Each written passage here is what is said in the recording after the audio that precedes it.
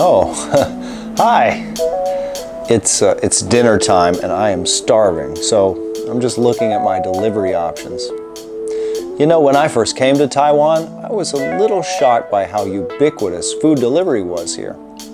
If you're wondering, when something is ubiquitous, that means you can see it everywhere.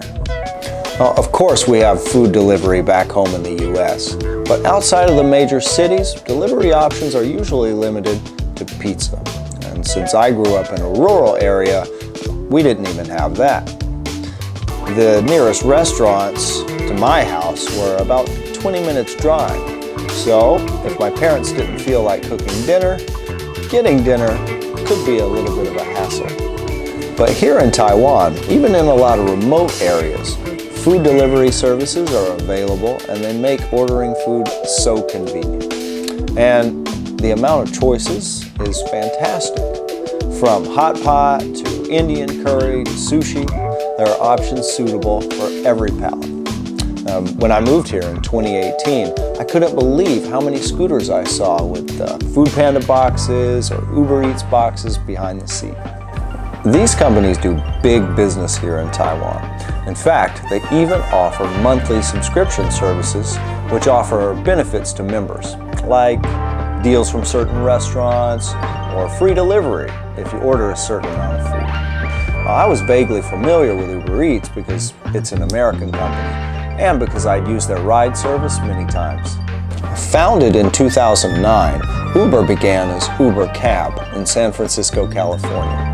Now, the business grew quickly and in 2014 began to offer delivery of groceries. Now, this led to the creation of a separate app, which eventually became the Uber Eats that we know today. Now, in just a decade, Uber Eats has become a massive international business. They're operating in 45 countries and they generate more than 400 billion Taiwan dollars in revenue per year. As for Foodpanda, I thought it was a Taiwanese company, but it's not. It actually began in Singapore, although its founders are not Singaporean, they're Swiss. Now, founded in 2012, the service quickly spread to the Philippines, Taiwan, Indonesia, Malaysia, and Thailand. It's actually been around even longer than Uber Eats, and it operates in 12 countries.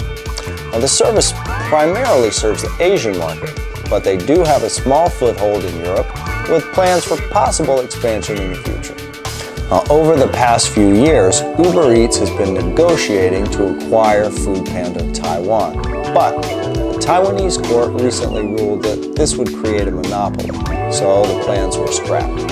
Now, this is probably good news for people in Taiwan, as competition between the two companies should help to ensure that delivery prices remain competitive.